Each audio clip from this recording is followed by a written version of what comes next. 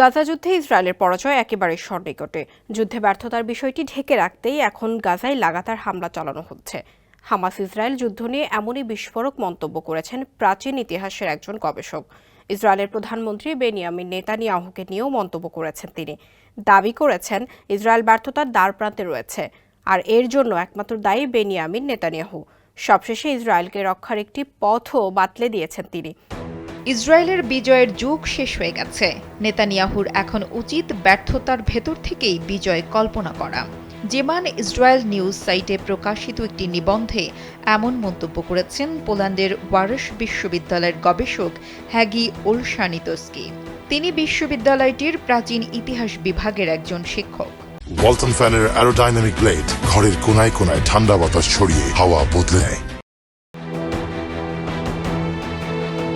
ওলশানিতস্কি লিখেছেন, 7 অক্টোবর শুরু হওয়া যুদ্ধে ইসরায়েল কোনো লক্ষ্যই অর্জন করতে পারবে না, কারণ ইসরায়েল তার শত্রুকে ঠেকিয়ে রাখার সব শক্তিগুলো ব্যয় করে ফেলেছে। তার আর বর্ধিত কোনো শক্তি সামর্থ্য নেই। অতীতে ইসরায়েল যেসব বিজয় অর্জন করত সেসবের এখন আর কোনো অস্তিত্ব নেই। তিনি লিখেছেন, 7 অক্টোবরের ঘটনার পর ইসরায়েলি হামলায় যত ফিলিস্তিনি নিহত হয়েছে তা দক্ষিণ আফ্রিকায় 30 বছরের বর্ণবাদী শাসনে নিহত কৃষ্ণকায় নাগরিকদের সংখ্যার চেয়েও বেশি।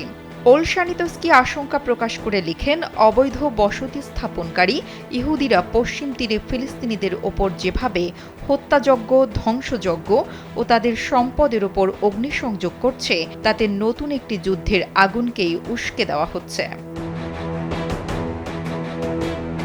গাজায় চলমান যুদ্ধের জন্য ইসরায়েলের বর্তমান প্রধানমন্ত্রী বেনিয়ামিন নেতানিয়াহুকে দায়ী করে ওয়ারশ বিশ্ববিদ্যালয়ের এই গবেষক লিখেছেন, নেতানিয়াহু বিচার বিভাগ সহ ইসরায়েলের সরকারি প্রতিষ্ঠানগুলোকে দুর্বল করার চেষ্টা চালাচ্ছেন, যেন গাজা যুদ্ধে ব্যর্থতার জন্য তাকে কারাগারে যেতে না হয়। আসলে ক্ষমতালোভী নেতানিয়াহু ক্ষমতা হারানোর ভয়েই গাজা যুদ্ধের ইতি টানছেন না।